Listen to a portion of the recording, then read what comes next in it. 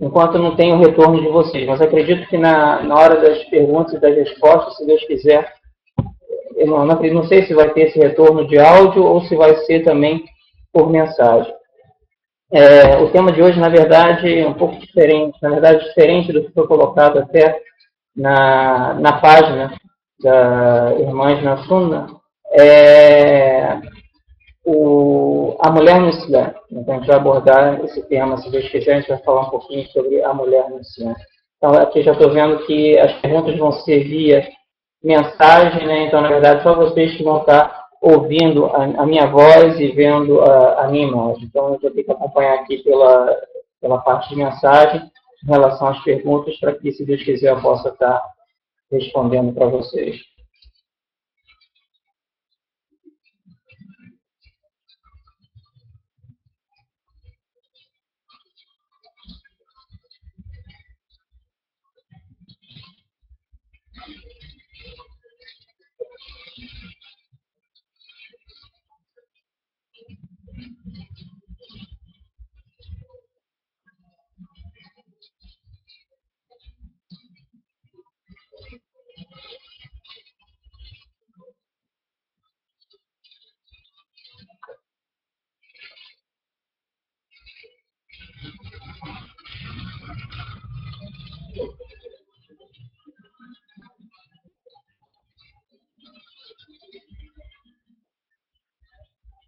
Eu espero que os ruídos que algumas pessoas estavam citando, que estavam escutando, espero que tenham diminuído ou acabado, né, para que o áudio chegue bem para vocês, inshallah.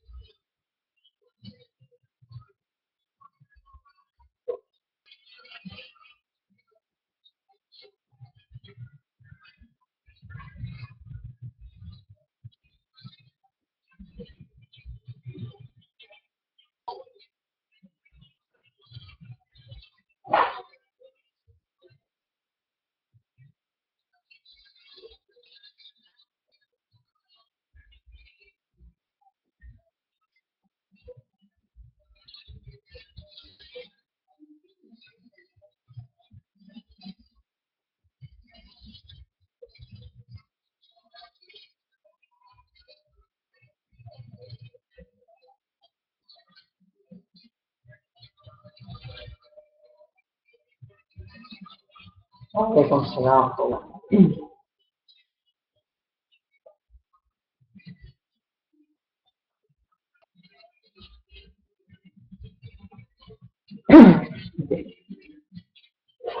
Bismillah, alhamdulillah, wassalatu wassalamu ala rasulillah, em nome de Deus, louvado seja Deus, e que a bênção e a paz de Deus esteja com todos os profetas e mensageiros.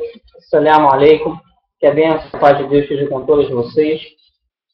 Gostaria, antes de iniciarmos, né, propriamente dito, no tema de hoje, parabenizar o grupo que está à frente desse projeto Irmãs na Sunna, que na verdade é um excelente projeto que visa proporcionar a todas vocês um embasamento maior em relação ao Islã, dando para vocês um leque, né, de temas relativos ao Islã que vão ser dados, inshallah, ministrados, né, por diversos sheikhs que têm um excelente conhecimento acerca do Islã e fluente no português. Eu sou um divulgador do Islã, eu não sou um imã, né, como colocaram no site, mas, inshallah, também vou estar buscando dar a minha contribuição para vocês. Desculpa que eu estou lendo aqui umas mensagens, estão chegando mais altos. Então, essa é uma pequena introdução, né? Então, na verdade, o grande objetivo é proporcionar para vocês esse conhecimento, para que vocês possam, na verdade, é através do conhecimento que a gente acaba conhecendo aquilo que agrada ao nosso Senhor, aquilo que Ele colocou para que a gente pudesse estar praticando e nos afastarmos de tudo aquilo que desagrada ao nosso Criador.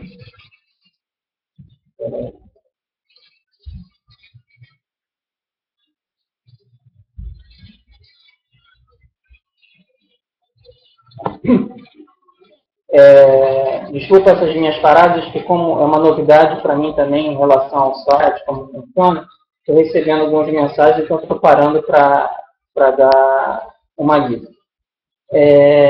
Então, recapitulando, né, o objetivo desse projeto justamente está unindo vocês com essas informações que, inshallah, serão benéficas.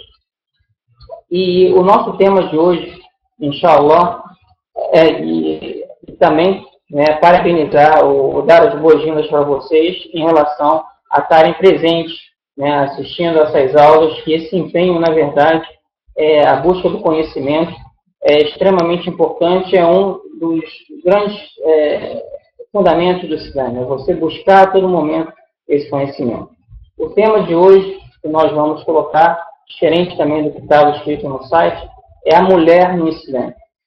E eu vou buscar dar um foco diferente do que se costuma colocar. Na verdade, eu vou estar baseando essa minha fala em cima de um PowerPoint, que nós apresentamos aqui na Sociedade do Ensino Muçulmano do Rio de Janeiro, quando as palestras são relativas às mulheres, nós apresentamos essa palestra para não muçulmanos. Então, eu vou buscar passar para vocês como falar sobre esse assunto com não muçulmanos. Então, o nosso foco maior não vai ser em cima do Alcorão ou da Sunna do profeta Muhammad sallallahu alaihi wasallam.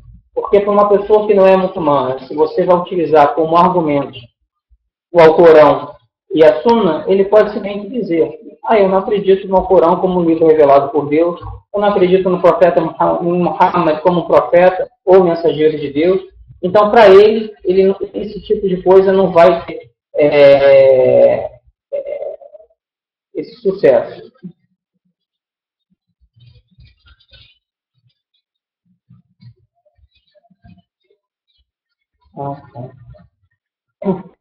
Tá, aqui está vendo uma informação, que eu posso clicar em Presentation e colocar o meu PowerPoint. Então, vamos ver como é que faz isso. Desculpem essas paradas, é porque da mesma forma que vocês estão iniciando hoje, eu estou iniciando. Então, vamos ver se eu consigo fazer isso. Eu posso ir colocando a PowerPoint durante a nossa apresentação. Um minutinho só, pessoal.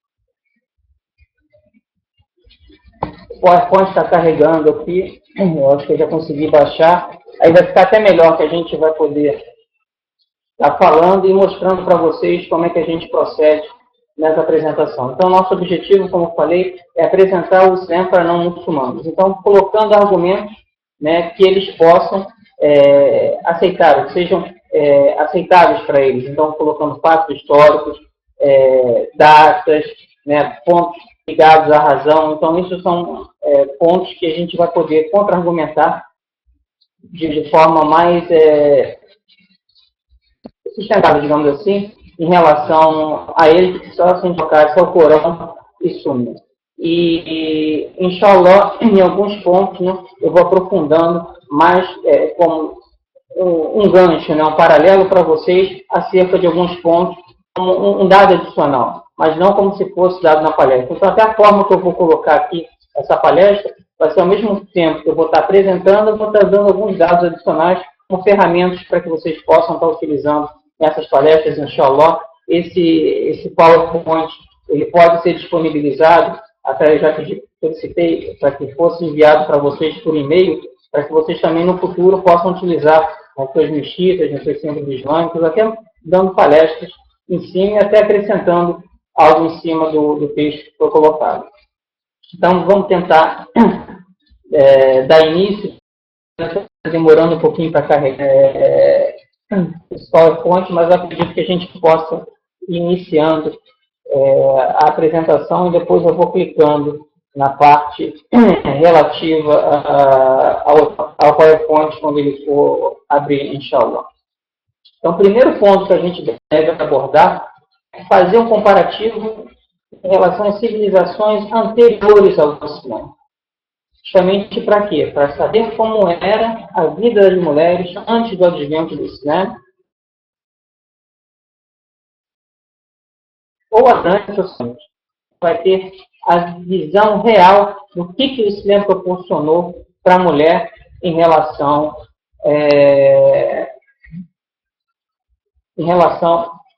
à valorização da mulher no Islã.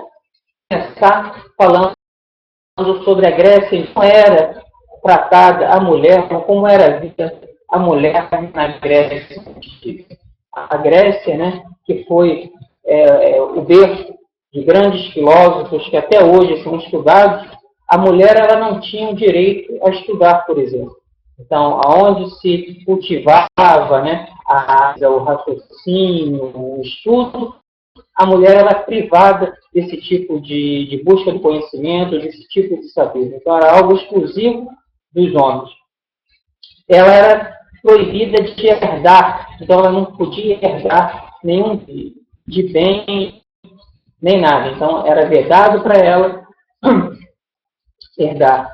Ela era tratada como uma mercadoria. Muitas vezes ela era vendida em mercados, onde, com exceção de Esparta, que era uma cidade da Grécia, em todo o restante da Grécia, ela era tratada realmente como uma mercadoria e não tinha praticamente nenhum tipo de valorização. Perante, né, essa legislação, ela era, como eu falei, né, ela era vendida nos mercados de uma forma e acreditavam que ela não podia, que não era querida a Deus. Então, ela era até desmerecida em relação a Deus. Então, os gregos eles achavam uma pessoa querida ou amada por Deus. Então, é em função disso também que ela tinha que eles tinham esse tipo de comportamento relativo às mulheres. Se a gente for pegar um pouquinho na parte da civilização romana, né, que na verdade foi a base da nossa legislação, então a lei do Brasil ela tem como base a lei romana, e a lei romana também influenciou a legislação europeia, então ela foi a base para essas legislações. Então, o que acontecia em relação à lei romana? O casamento, na verdade, era um acordo entre o pai e o futuro marido dessas mulheres, onde não importava o seu pensamento ou o seu consentimento. Na verdade, era um acordo que era feito entre o pai e o marido, e ela passava da propriedade do pai para a propriedade do seu futuro marido. Então, ela é vista realmente como um bem, como uma posse desse futuro marido. Ela era desprovida de qualquer tipo de responsabilidade. Ou seja, ela não tinha como ministrar seus bens, ela precisava... Espera que agora está carregando aqui no função. Deixa eu ver como é que...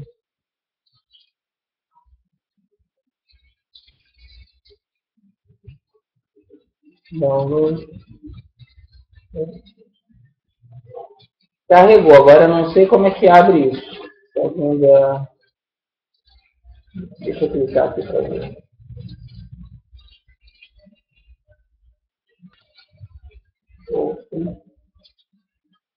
Eu não estou conseguindo abrir o PowerPoint aqui. Desculpa essas pequenas interrupções, porque eu também estou aprendendo a utilizar isso aqui. Está carregando novamente o novo PowerPoint. Vamos ver se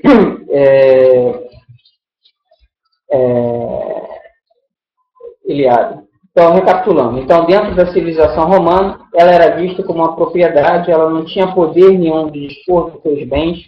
Então, tudo que ela herdava passava para o seu futuro marido. Então, ela era, na verdade, ela era uma posse do seu marido. O seu marido tinha o controle total sobre ela. Na maior parte da história romana, as mulheres não tiveram um nome próprio. Ou seja, elas eram chamadas, designadas pelo nome dos seus pais, declinando para o feminino. Então, isso daqui, a gente percebe um pouquinho também de como era a situação dessas mulheres.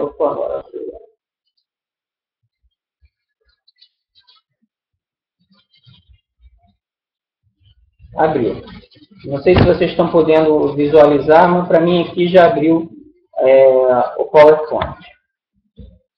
Então, vamos seguindo aqui. Deixa eu clicando aqui para ver se... Então, inicialmente, nesse PowerPoint, a gente colocou o logo da nossa entidade. Vocês podem colocar o logo da entidade de vocês. Colocou como título A Mulher no Islã.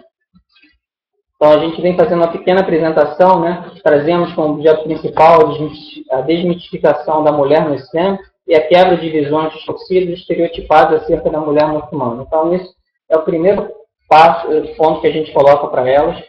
Então, a gente buscou também colocar imagens de mulheres muçulmanas e sorrindo, utilizando o notebook, participando de um desfile de moda islâmico, com roupas islâmicas. Então, tentando demonstrar com essas imagens justamente o quê? Que a mulher muçulmana não é aquela mulher que as pessoas tentam passar, uma mulher oprimida, sofrida. Não, a gente tenta mostrar que são mulheres alegres, ativas e que podem realmente estar fazendo algo dentro da sociedade.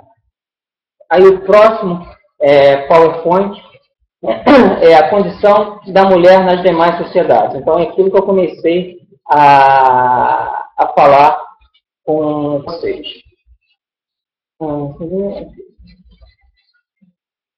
Aqui a gente começou a colocar um pouquinho de como eram as mulheres. Então, nesse PowerPoint, a gente coloca a mulher na Grécia Antiga. Então, um pouquinho daquilo que eu falei, privações de liberdade e direitos, era proibida de herdar, sair de casa, estudar.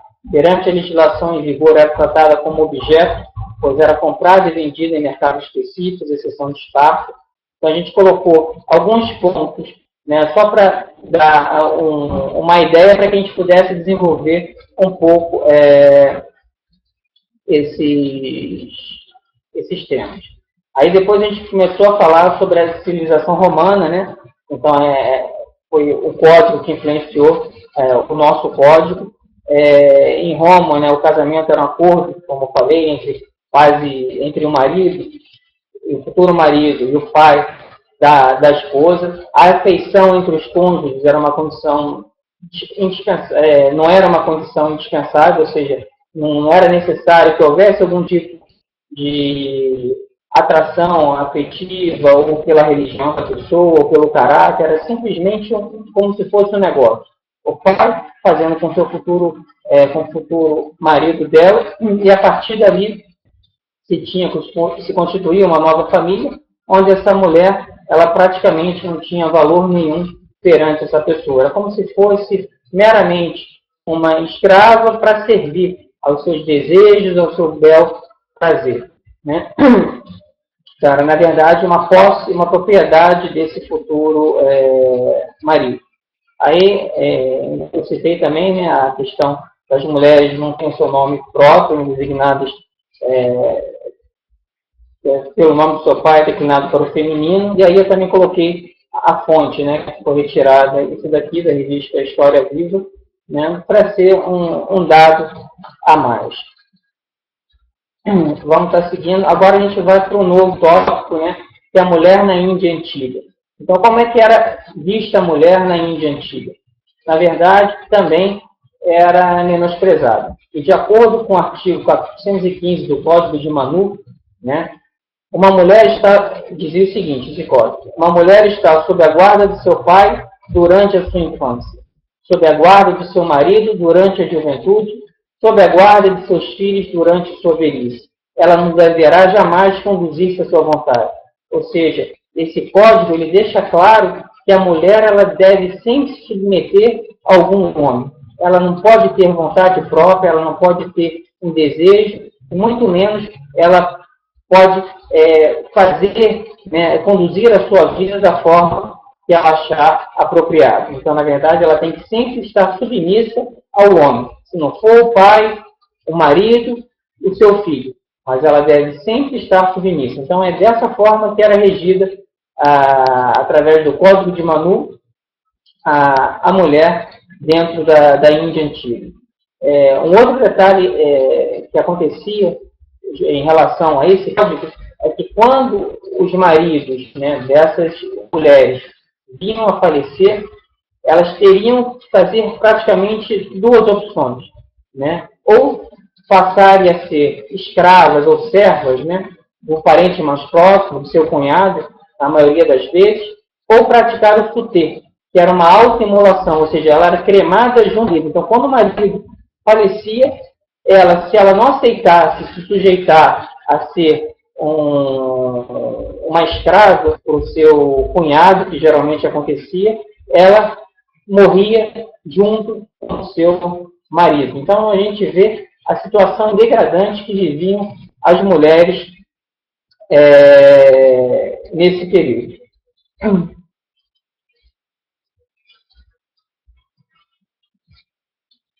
Aqui eu estou recebendo através do chat, vocês devem estar vendo também, né? E a Andréia, ela conheceu uma indiana nos anos 90 que havia sido jogada na pira e tinha o corpo queimado. Nem sei como conseguiu salvar-se, né? Então, isso aqui, hoje em dia, é proibido na Índia, mas ainda há um costume forte que algumas pessoas ainda tentam manter isso, mas pela legislação indiana isso já foi abolido, né? Então, como a gente viu aqui também no PowerPoint, essa vigência teve até o final do século XVIII, mais ou menos, era uma prática comum. Como acontecia na época na Arábia pré-islâmica? Então, na Arábia pré-islâmica, como é que as mulheres viviam? A poligamia acontecia de forma ilimitada e desenfreada, ou seja, você não tinha uma regra, uma conduta de como se comportar dentro do casamento poligâmico, né? Era feito de forma ilimitada. Não tinham direito a escolher com quem quer se casar. Então, as mulheres também elas eram obrigadas a se casarem com quem muitas vezes não desejavam. Eram discriminadas até em relação a alguns tipos de alimento. Alguns pratos eram vedados para que essas mulheres pudessem estar se alimentando ou comendo dos mesmos. Então, era uma situação realmente deprimente a forma com que essas mulheres elas, acabavam vivendo nessas sociedades. Né? Elas muitas vezes eram como se fosse um bem, elas passavam, né, como herança de pai para o filho. Né? Então, muitas vezes, quando se passava de heranças dos pais, do marido para os filhos, não era a mãe que gerou esse filho, eram as outras esposas, né, desse marido que, quando ele falecia, passavam para os filhos. Eram enterradas vivas, né? Então tinha esse costume de matarem as meninas vivas, né? Porque, na verdade, para os árabes naquele período, o fato de nascer uma menina era uma questão de desonra. Eles ficavam com medo, quando ela crescesse, como haviam muitos conflitos, pudessem pegá-la como uma escrava, uma cativa, e a partir daí desonrá-la. Então, para eles, para os homens naquele período, ter uma mulher era um sinal de tristeza. Aí eu cito uma área do Alcorão, né, que na verdade veio contrariando isso. Então, quando algum deles é anunciado o nascimento de uma filha, o seu semblante se entristece e fica angustiado. Oculta-se de seu povo pela má notícia que foi anunciada. Deixa-lá viver envergonhado, ou a enterrará viva. Que péssimo é que julga. Então, na verdade, o próprio Corão mostrou o motivo pelo qual elas eram enterradas. Em outras ayat, nós percebemos que o Alcorão ele é taxativo na proibição dessa prática que existia na época pré-islâmica.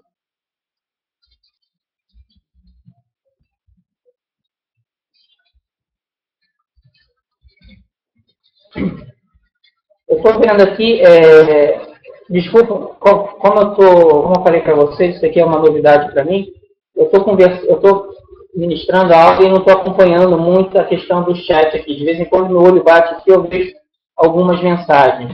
Uma delas agora está perguntando se as perguntas são só depois da aula.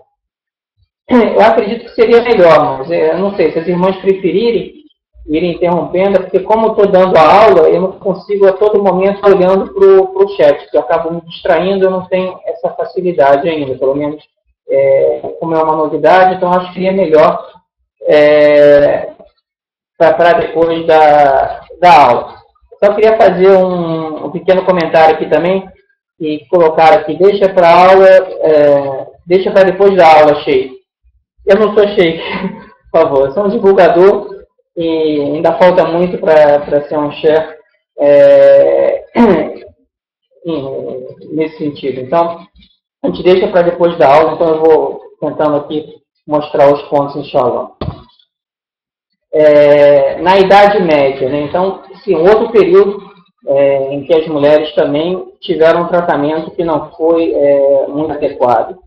Né? Até o século XI, os maridos tinham o direito de venderem as suas esposas. Né? Era desrespeitada e maltratada como em outras civilizações, não era diferente. Né? E o exemplo que a gente dá é do cinto de castidade. Então, muitas vezes, as pessoas, os maridos, quando iam se ausentar, eles colocavam o cinto de castidade nas suas esposas para garantir, dessa forma, a fidelidade das mesmas. Né? Então, a gente observa por aí como eram tratadas as mulheres nesses períodos.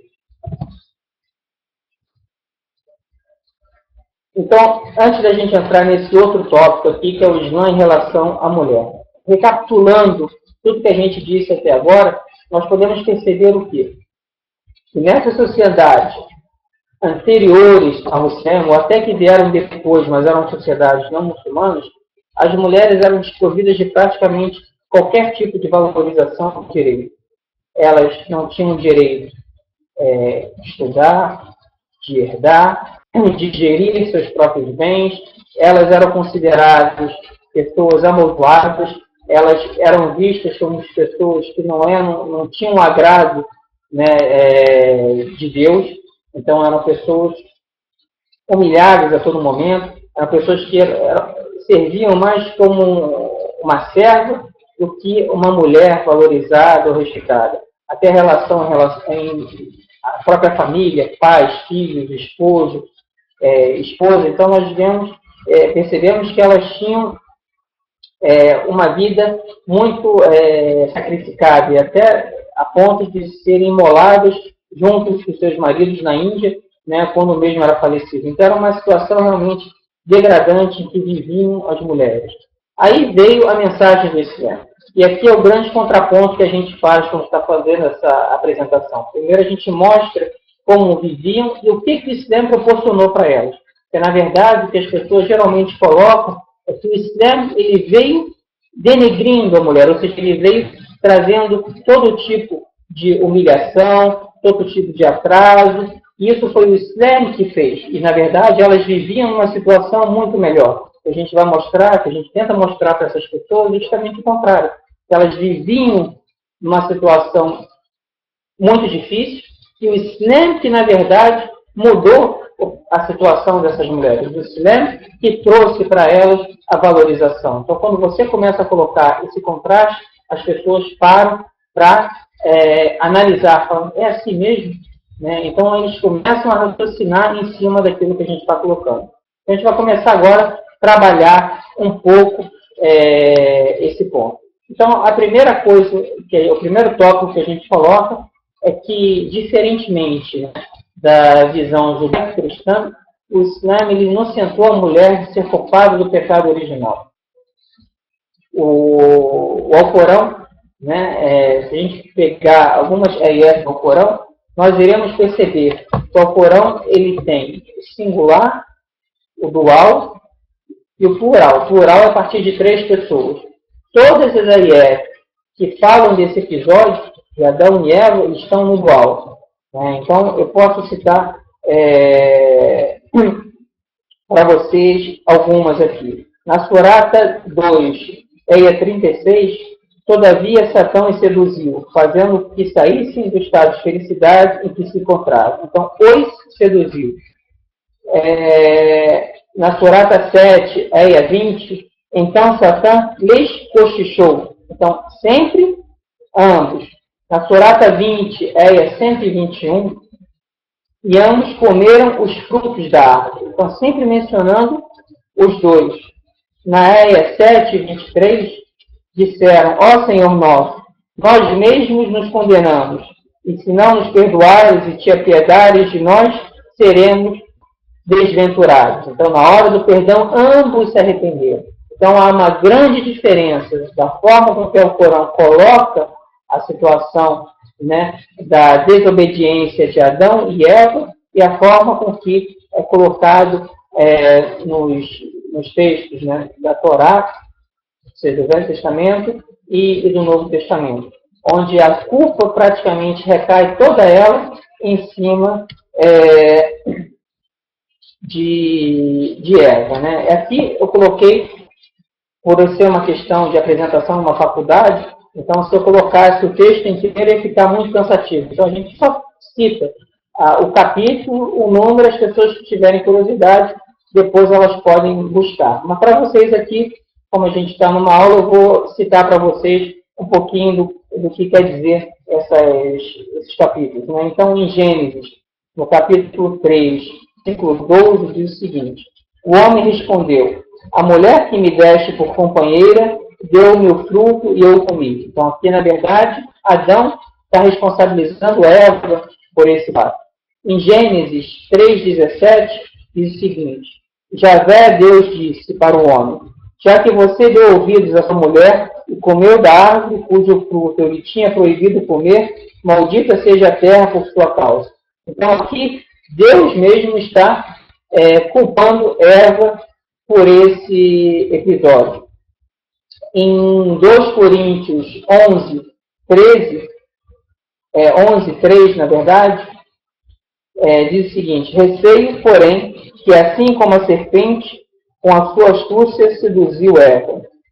Em Timóteo 2,14, e não foi Adão que foi seduzido, mas a mulher que seduziu e pecou. Então, nós podemos reparar por isso que toda a situação da mulher, né, até hoje em dia, ela se deve a isso. Porque a culpa do pecado original, de acordo com a visão judaico-cristã, foi toda da mulher. Então, por isso que a mulher ela foi, dentro da sociedade, muitas vezes humilhada, desrespeitada, não dado o seu devido valor, em função desses pontos. Então, o Islã ele veio com uma visão completamente distinta.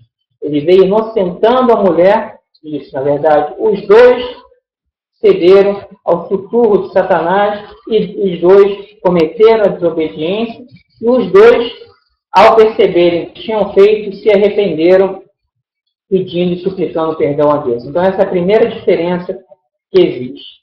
A segunda, a mulher tem alma ou não. Então, o Islã, ele nunca questionou esse ponto. Na verdade, Deus criou tanto o homem quanto a mulher de corpo, matéria e alma. E valorizou a mulher, né, colocando, né, que ela tem muitas virtudes e é igualada ao homem em relação à sua recompensa e à prática das boas ações. Então, isso nunca foi questionado. Enquanto teve um concílio, que é chamado Concílio de Macon, em 585, da era cristã, em que a Igreja Católica ela fez esse concílio justamente para discutir se a mulher teria alma ou não. No final desse debate, acabou-se, né, vencendo a opinião que ela tinha alma, mas não era uma alma completa como a do homem, né? Então era um pouco diferenciada nesse sentido. Então se questionou até se a mulher tinha alma ou não. Enquanto que o Islã ele veio justamente mostrando que ela é exatamente igual ao homem nesse sentido. Aí aqui eu cito algumas ayat, né, em relação a esse ponto. Recorda-lhes o dia em que cada alma advogará pela própria causa, em que todo ser será recompensado segundo o que houver feito, e no caso ambos não serão injustiçados. Ó humanos, em verdade nós os criamos de macho e fêmea e dividimos em povos e tribos para que reconhecerdes uns aos outros. Sabei que o mais honrado dentre vós ante Deus é o mais temente. E a última citação: quem praticar o bem, seja homem ou mulher, e for crente, concederemos uma vida agradável e premiaremos com uma recompensa de acordo com a melhor das suas ações. Então o Islã não faz nenhuma diferença entre o homem ou a mulher.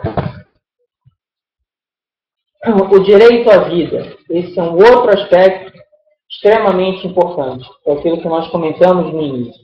A proibição da prática, né, de se enterrar as filhas vivas, que acontecia no período pré-islâmico. Né? Então aqui também é citado um versículo de uma de impacto, né?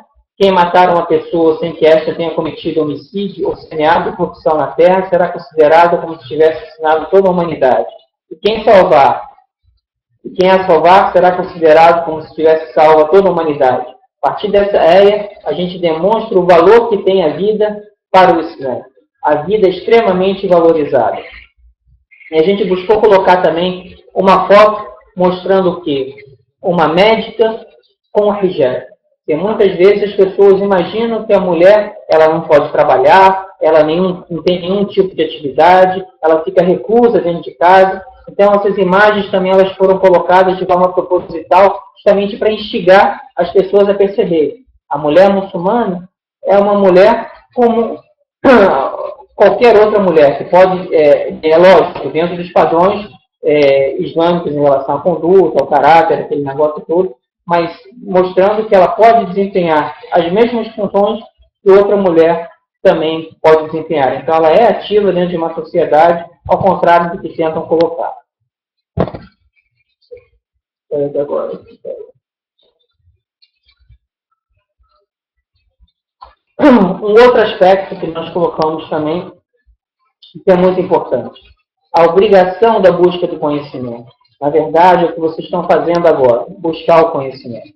Para o Islã, a mulher não tem só o direito de se instruir, ou seja, ela tem a obrigação de buscar o conhecimento, pois esta é a melhor maneira de se aproximar de Deus.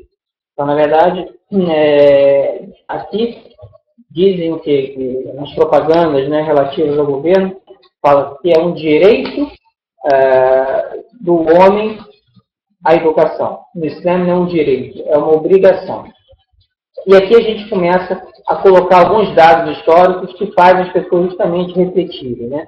Em 1827, surge no Brasil a primeira escola para mulheres, enquanto que no Islã, há 1433 anos atrás, praticamente, o Islã já incentivava a mulher a buscar o conhecimento. Então, olha a diferença de tempo.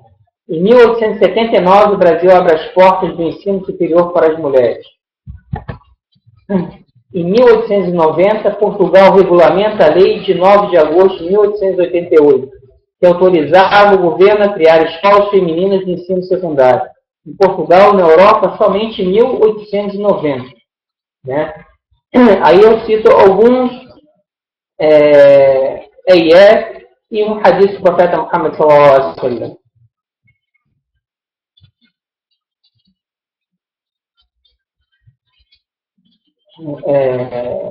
Ó Senhor meu, aumenta-me em sabedoria. Uma área do Corão.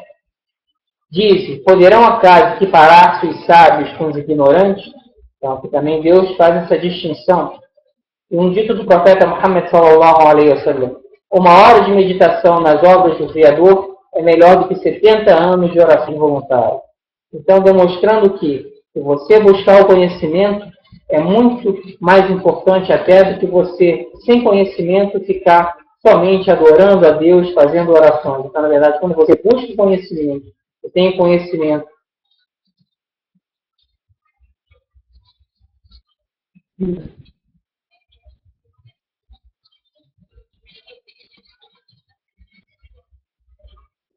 Voltou? Tá bom.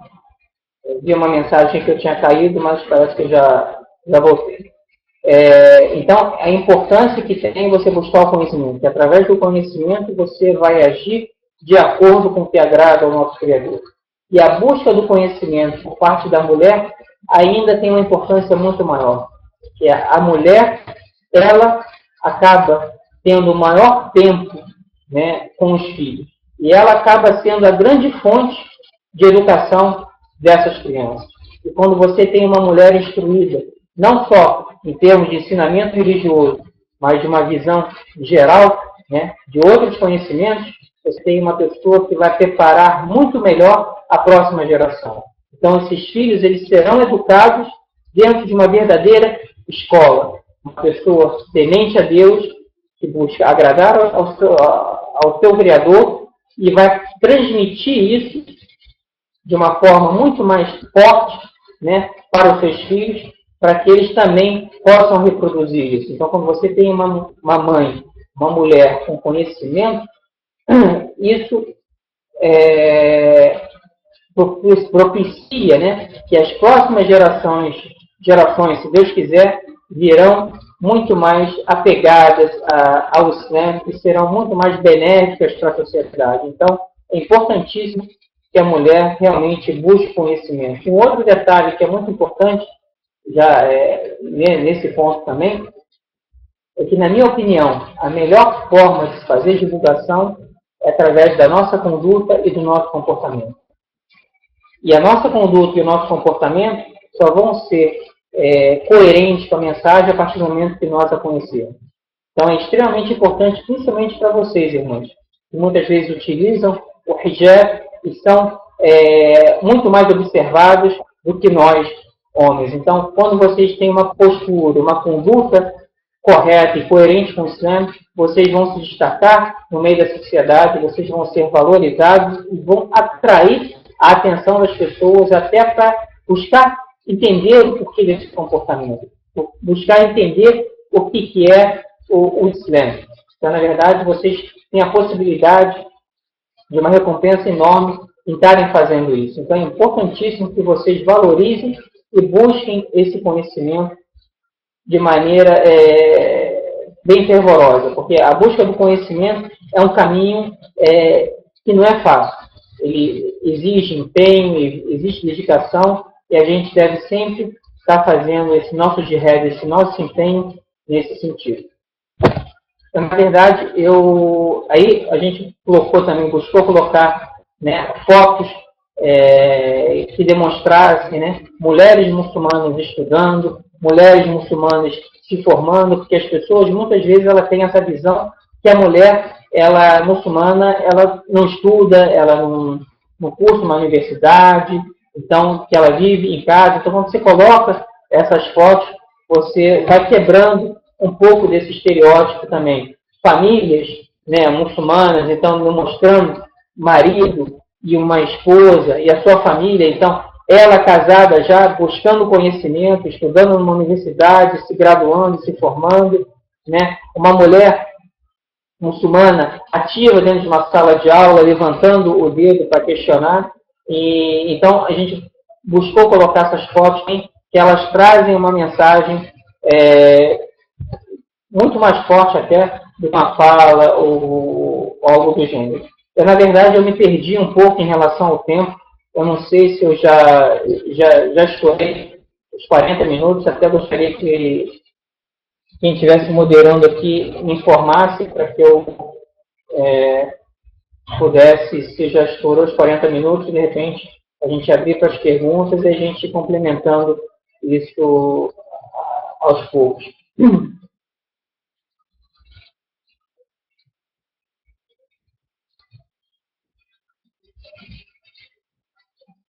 Bom, por enquanto não veio nenhuma informação para mim, então a gente vai continuar mais um pouco. Já, pelo que eu já recebi uma informação que já estourei os 40 minutos. Então, eu gostaria de duas coisas antes de abrir para a pergunta também. Se essa forma de dar essa aula está adequada ou eu devo mudar. Porque, na verdade, o meu objetivo aqui, quando eu pensei nessa aula, é justamente, em cima desse PowerPoint, está mostrando para vocês, né, como a gente apresenta e está dando algum tipo de visita. Se vocês acharem que eu devo dar de forma diferente, eu posso, para a próxima aula, já mudar a forma de dar também. Aí vai ficar a critério de vocês, né, porque, na verdade, as grandes beneficiadas são vocês, então, o que vocês acharem, a gente pode continuar ou não. Então, pelo que eu estou vendo aqui, eu acho que o pessoal aprovou um pouquinho essa forma de a gente estar dando. Também gostaram da questão do PowerPoint.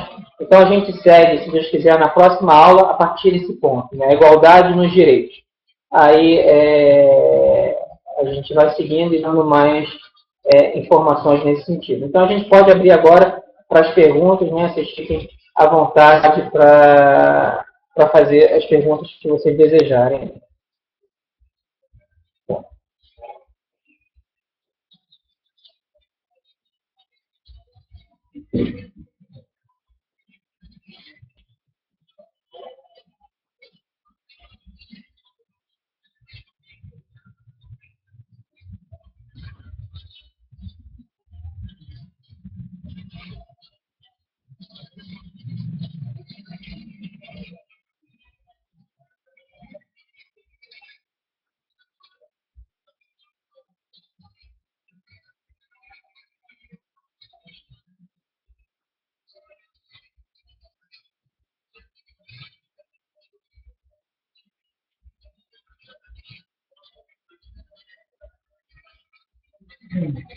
Tá.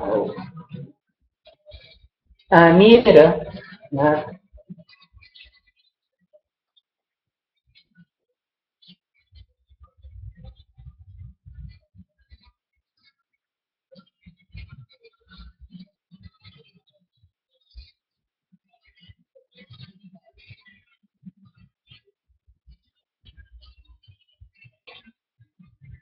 Tá, não sei se a Mira já terminou de colocar o que ela queria, mas já deu para captar um pouquinho do que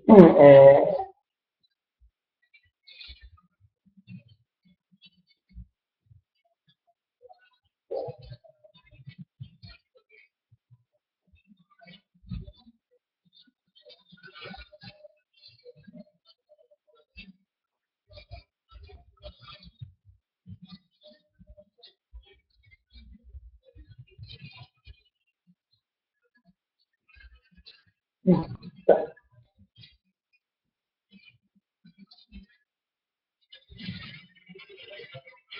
Tá. Então, em cima do que a Mira colocou, eu vou tentar passar para você, Amira, e até para as outras irmãs que estão participando, alguns conselhos nesse sentido. Então, é natural que a pessoa, quando abraça o Islã, ela sofra uma certa rejeição por parte da família, por parte dos amigos. Isso não é nem culpa deles, de certa forma, porque a imagem que vem do Islã através da mídia é muito negativa.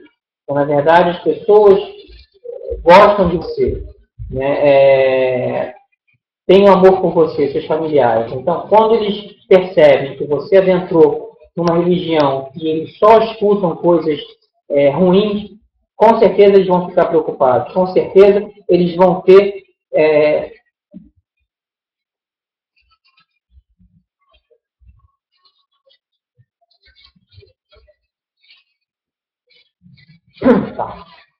com certeza eles vão ter esse tipo de preocupação. Então, qual é o que a gente deve fazer? A gente deve ir por etapas, aos poucos. Na verdade, não, tranquilo, eu entendo. Então, na verdade, o que a gente deve buscar fazer? Em primeiro lugar, a busca do conhecimento. E a partir do momento que eu buscar o conhecimento, eu vou saber como me comportar. E com certeza, a partir do momento que os seus pais, os seus amigos começarem a ver uma mudança positiva em relação ao seu comportamento, à sua conduta, isso vai afetar eles de uma outra forma. Isso, né, se Deus quiser, eu vou abordar isso também, a relação, né, dos filhos em relação aos pais e vice-versa. Então, o Islam, ele dá um ensinamento muito forte de como devemos nos comportar em relação aos nossos pais. Então, quando a gente começar a colocar isso em prática,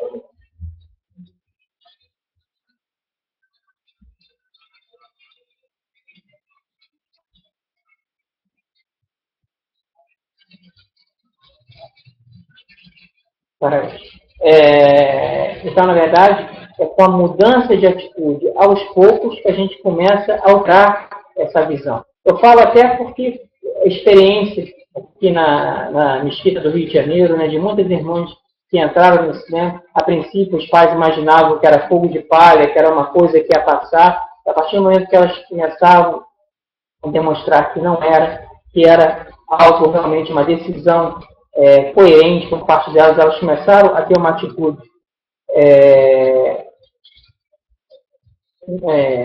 melhor em relação a eles, esse posicionamento mudou. Só para vocês terem uma ideia, não vou citar o nome, mas certa vez uma pessoa abraçou o Islã, uma irmã muçulmana, e a mãe era uma pessoa extremamente agressiva.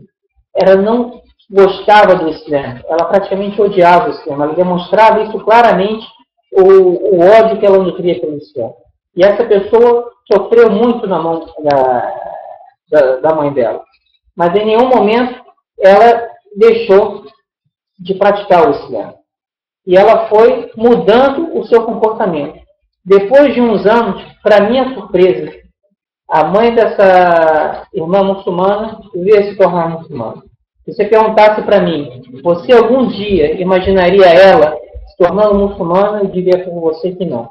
Porque todas as vezes que nós nos encontramos, era extremamente agressiva contra o Islã. Mas aos poucos, com a mudança de comportamento da filha, e ela foi percebendo isso, daqui a pouco ela se tornou muçulmana. Então, isso é fundamental. Nós temos que ter paciência. E outro ponto também muito importante, suplicar muito a Deus. Sempre em nossas orações,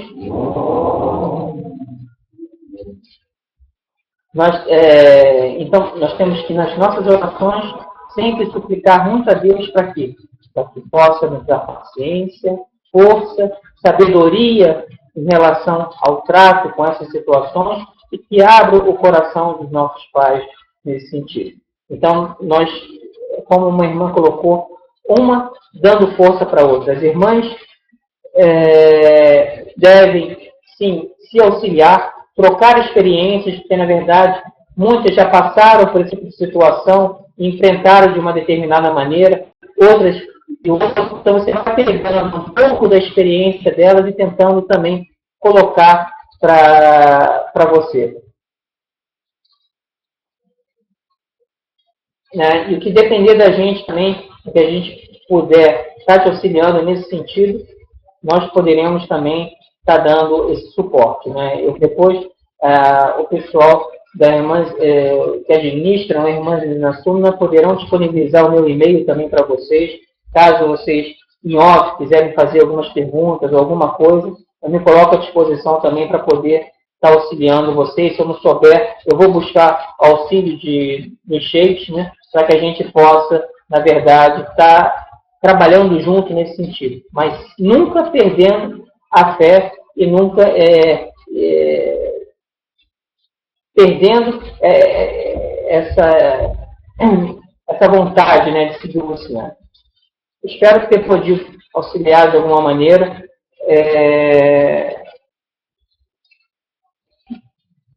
Tá, o slide, se Deus quiser, eu vou tentar mandar através do pessoal que administra Irmãs em Suma, e eles depois enviam para o e-mail de vocês, que deve estar cadastrado com eles também, para que vocês possam utilizar à vontade, e depois mudando só o logo da entidade, se quiserem acrescentar alguma coisa, vocês fiquem à vontade.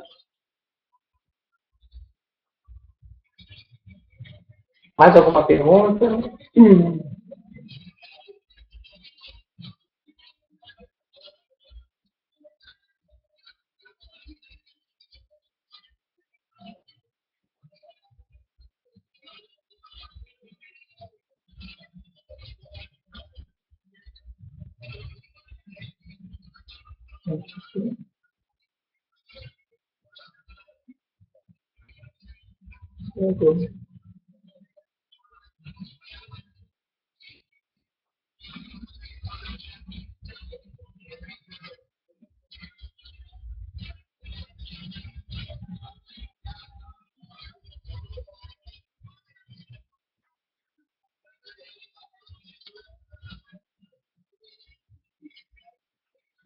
Não, na verdade, até onde eu conheço, nunca a mulher no Islã, ela liderou uma oração. Na verdade, para que se lidere oração, na verdade, tem que ser homens, né? Isso realmente não procede. As mulheres, nem na época do profeta, lideraram nenhum tipo de oração.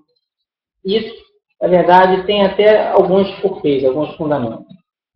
Quando perguntam, né, principalmente não muçulmanos, para a gente, por que uma mulher não reza ao lado de um homem, ou por que ela não lidera uma oração?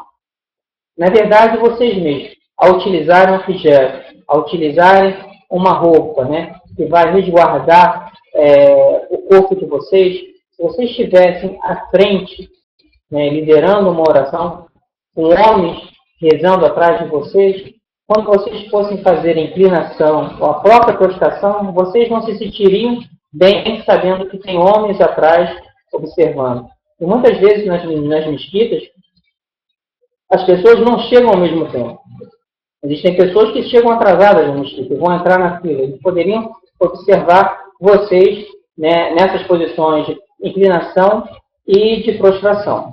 E o fato de homens e mulheres rezarem juntos, um ao lado do outro nas filas, isso também poderia ser um momento de distração. Porque quando nós nos dirigimos para a mesquita para fazer oração, o nosso foco é o quê? Adoração a Deus. Quando nós falamos Allahu Akbar, eu estou dizendo o quê? Que Deus é maior do que tudo. Naquele momento, nada vai poder me distrair. Eu vou ficar concentrado em adorar ao meu Criador. Então, a partir do momento que tivessem pessoas, tanto homens quanto mulheres ao lado, isso poderia ser motivo de distração. Por ser uma pessoa mais bela, apresentável, isso poderia distrair as pessoas do foco relativo a...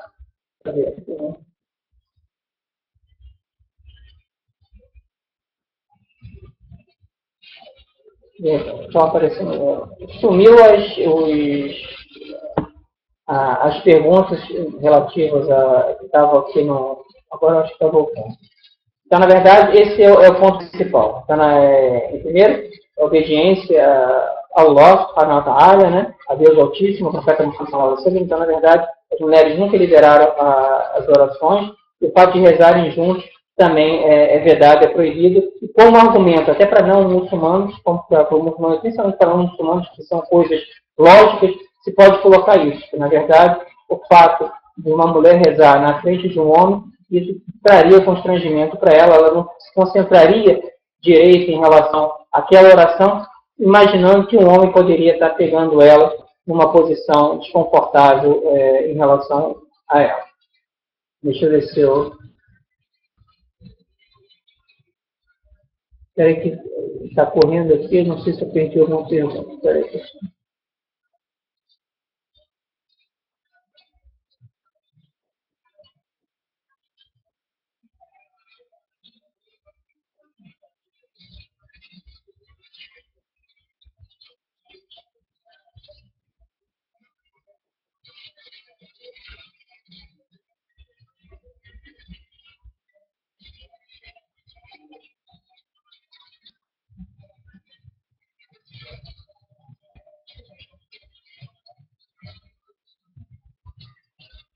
Correto. As mulheres, elas podem liderar as orações se tiverem só mulheres. Isso aqui procede realmente.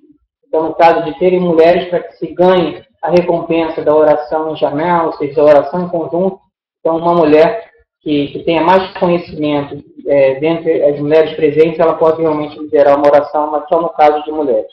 Quando tiverem homens presentes, aí quem vai liderar essas orações serão os homens. Deixa eu ficar aqui.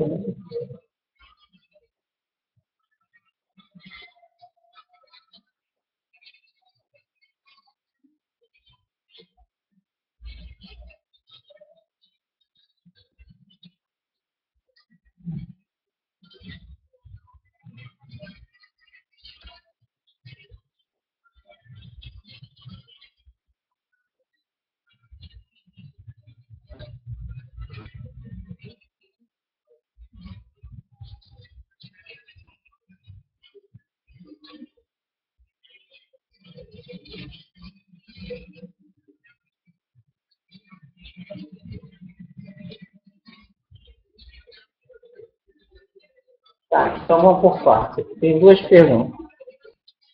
Em relação à questão do uso do hijab, né, de se as pessoas terem uma certa dificuldade para conseguir empregos e outras coisas mais. Na verdade, dizer que não se tem essa dificuldade, isso a gente não pode dizer, porque realmente muitas irmãs passam por isso. Mas nós temos exemplos também de muitas irmãs que usam o hijab, que fizeram entrevistas para empregos em grandes empresas, e mesmo usando o hijab, passaram em todas as etapas dessas provas e foram aceitas no emprego.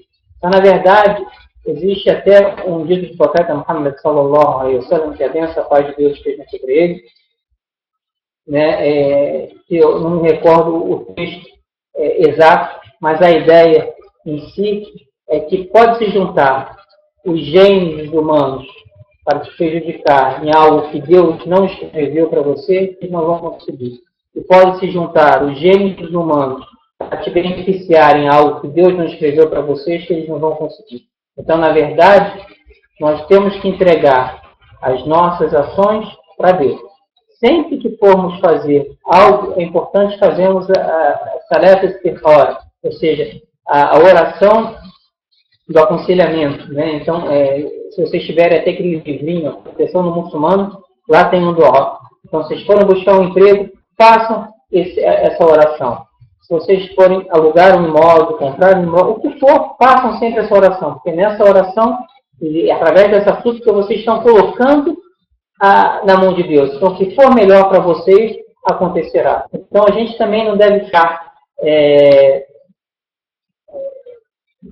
se lamentando ou uma certa raiva, digamos assim, não sei nem se essa palavra é a mais adequada, quando acontece esse tipo de situação. A gente deve sempre falar alhamdulillah. Se está acontecendo isso agora, é um teste no qual eu tenho que estar passando para que Deus saiba se eu sou paciente ou não, se eu vou me revoltar com o desígnio de Deus ou não.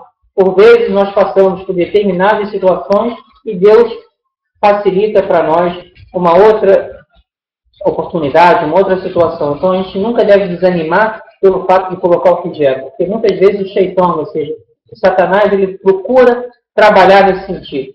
Ele colocar que a culpa de tudo é o hijab. Para quê? Para que você deixe de usar o hijab. Na verdade, se você buscar ser forte nesse sentido e colocar nas mãos de Deus, Deus vai facilitar para você esse sentido, essa situação, inshallah. E uma outra situação, a partir do momento que você tiver a evidência que foi discriminada pelo fato de usar o hijab, pode se acionar juridicamente, ou seja, a justiça em relação a isso. Né? Porque aí é um fato de discriminação e existe leis específicas sobre isso. Então, discriminação religiosa é crime. Então, também pode tentar ver alguma coisa nesse sentido. Mas o primeiro conselho que eu dou é não desanimar em relação ao uso do hijab. Como eu falei, existem várias irmãs que trabalham utilizando o hijab, que de experiência própria, muitas vezes ficavam com medo de falar para os seus empregadores que utilizavam, que iam colocar o hijab com medo de serem despedidas.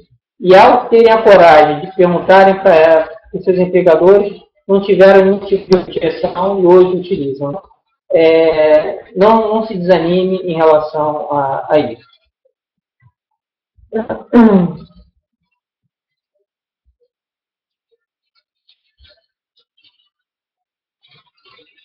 Uma outra pergunta. Uma mulher que é separada.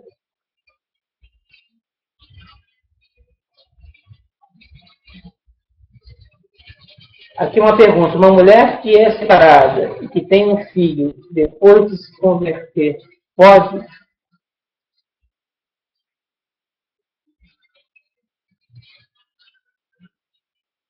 Na verdade, não entendi essa pergunta. Uma mulher que é separada... Vê se eu entendi direito essa pergunta. Uma mulher que se separou, né, que teve um filho depois, ou seja, fora do casamento, se ela desejar se abraçar o Islã, se ela pode ou não. Pode, uma coisa não impede a outra. Você ter cometido um pecado, ter cometido uma falha, não quer dizer que isso você não possa abraçar o Islã. Na verdade, não existe pecado maior do que a pessoa não aceitar a verdadeira religião, a religião revelada por Deus. Então, esse é o maior pecado que pode existir. Então, na verdade, em relação àqueles outros pecados que se cometeu no passado, devemos pedir perdão de forma sincera e, sim, abraçar o Islã e buscar ser coerente, porque Deus ele é misericordioso e perdoador.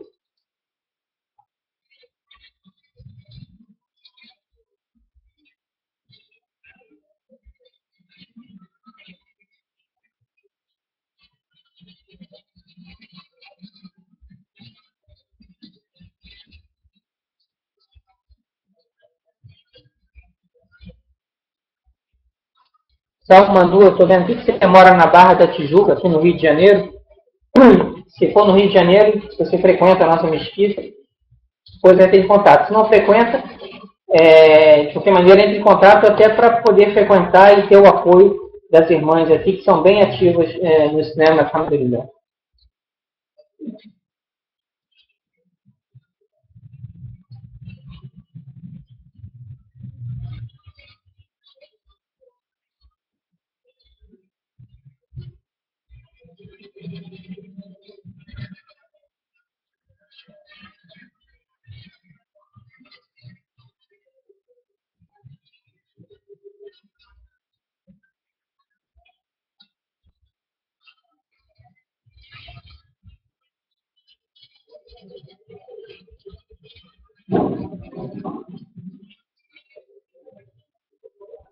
Na verdade, nós temos uma deficiência muito grande em relação à literatura islâmica em português. Em inglês até nós temos uma quantidade maior, mas eu desconheço alguns livros que falem sobre isso, até porque eu não tenho... eu até falo inglês, mas eu não conheço nenhum livro que aborde sobre esse tema. E na verdade, dentro do material disponível em português, infelizmente a gente não tem ainda muita coisa, a gente não tem nenhum material que fale sobre isso.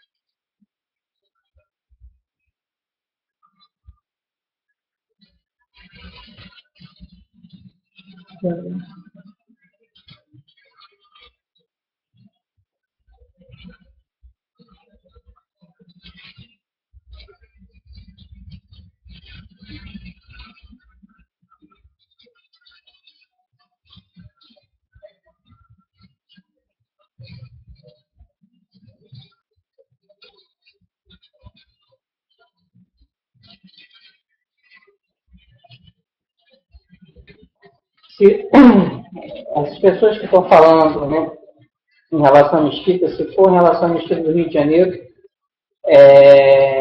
me procurem lá, que na verdade nós iremos encaminhá-las no departamento feminino. As mulheres da mesquita, elas são bem ativas, bem atuantes.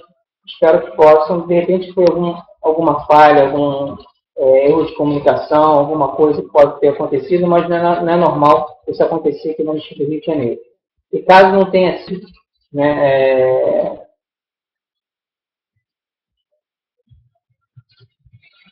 Por aí.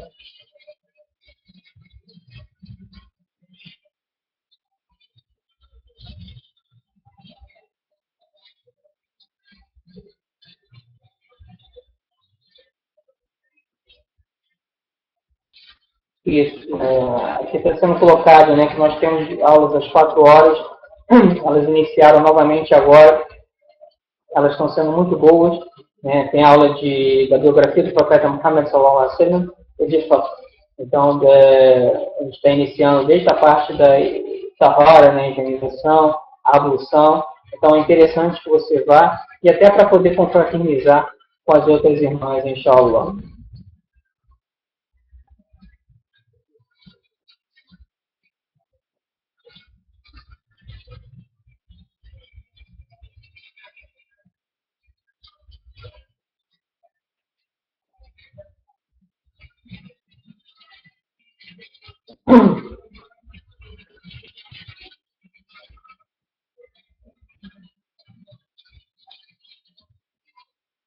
Então, eu peço novamente para a Salima que ela possa voltar. Se quiser entrar em contato comigo através do e-mail, a gente tenta agendar um dia, a gente pode sentar, conversar junto com as outras irmãs, mas se você se integrar novamente, inshallah, isso vai ser positivo. Pode ter acontecido alguma coisa nesse período, mas como eu falei, não é algo natural de acontecer aqui.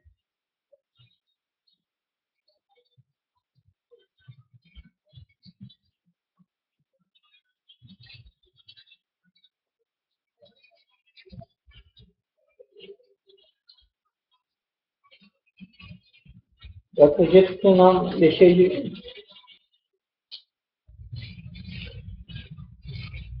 Eu que agradeço a confiança depositada, espero realmente ter atendido as expectativas e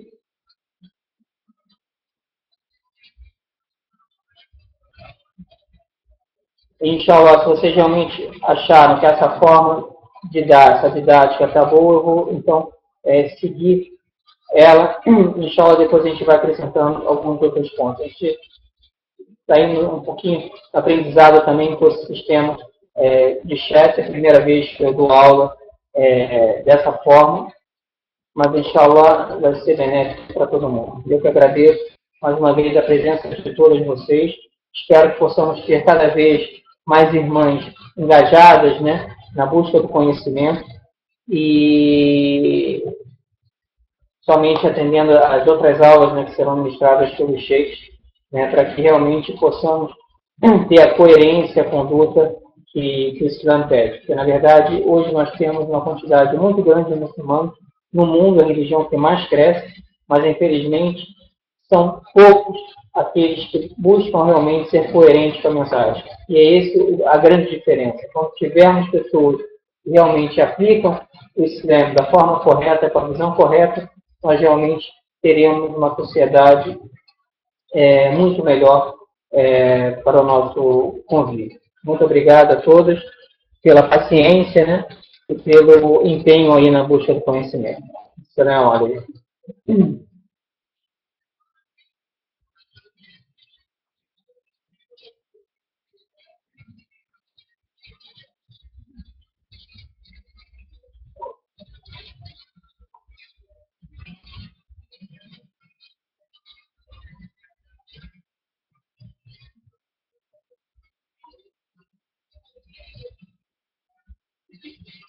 Aqui estão perguntando se as aulas vão ser às sextas-feiras. Eu tenho que ver, aí não vai informar melhor o pessoal que está administrando irmãs na Sunna. Hoje foi a aula inaugural.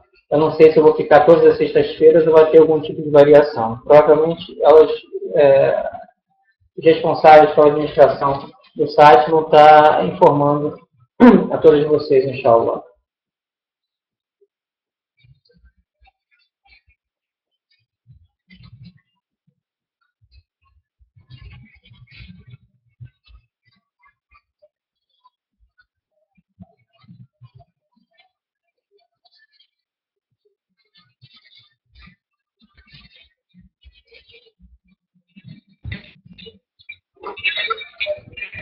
Assalamu alaikum.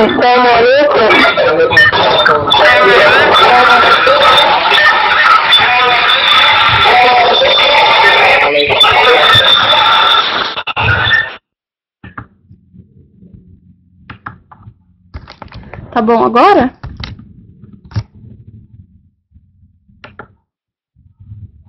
Tá. Gente, vai ser assim. Vão ser uma aula a cada... uma aula dia sim, dia não. E o SEMI vai voltar daqui 2 semanas. Porque a gente tá com, inshallah, 7 sheikhs vão ajudar a gente a dar aulas aqui online para vocês. E então, sendo a cada dia sim, dia não, a gente vai voltar com o SEMI daqui 14 dias. Inshallah.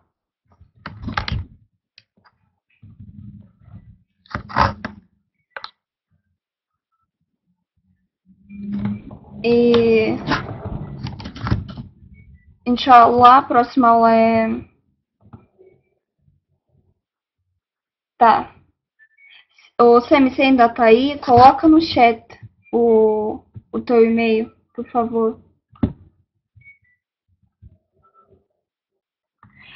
A gente, ô, Sherazada, a gente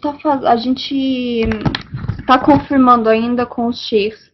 Tem a página no Face da Irmãs Nassuna. Você pode entrar e a gente tá colocando foto todo dia de quem vai dar aula. Domingo, a gente tá resolvendo ainda quem vai ser, mas domingo, 9 horas, tem aula. A gente não sabe ainda quem, qual sheikh tem 2 para dar aula domingo, mas a gente tá resolvendo, mas domingo tem aula, 9 horas. Aí você curte lá a página no Face e você pode acompanhar lá. Vai ter aula depois dia 3, depois dia 5, tem aula com o Sheikh Ahmed Khatib, de Guarulhos. Dia 7, inshallah, tem aula de novo. Dia 9, inshallah, tem aula com o Sheikh Ahmed Mazlum, inshallah. Então a gente vai organizando. Mas curte lá a página no Face e aí você vai receber as aulas. Da noite, sempre 9 horas da noite. Sim, 9 horas de Brasília, horário de Brasília.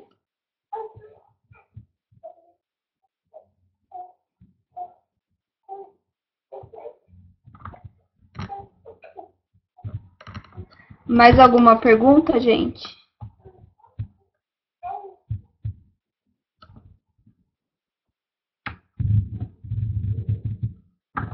Obrigada, Sênia.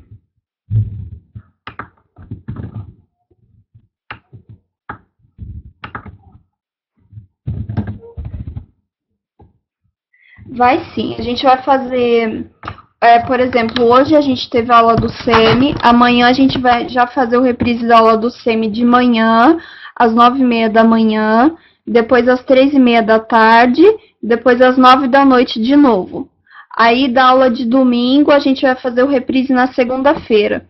Então vão ser a cada dia sim, dia não, e no meio do dia, no dia não, a gente vai fazer o reprise da aula de antes, do dia anterior.